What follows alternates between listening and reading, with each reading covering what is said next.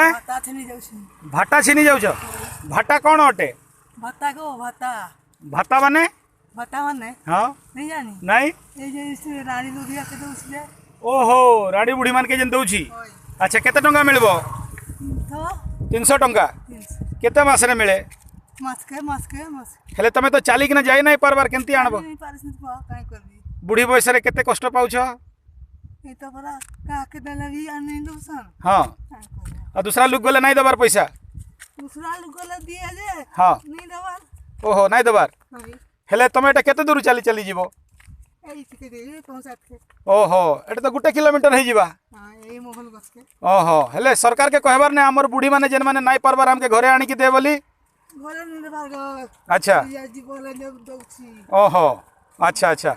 सरकार के कहबार कथा घरे आनी ना कम से कम पैसा दे आमे चाली नहीं परबार बुढ़ी हेलुनी केते कष्ट पाउछु इसका मके दुख देला पूरा ओहो दुख देला तो मके इता आउछि अच्छा अच्छा अच्छा अच्छा हो हो हो ठीक अच्छे तमे सरकार के कहबो हमके घरे आनी ना पैसा दे आमे नहीं परबार जाई बोली नहीं ठीक।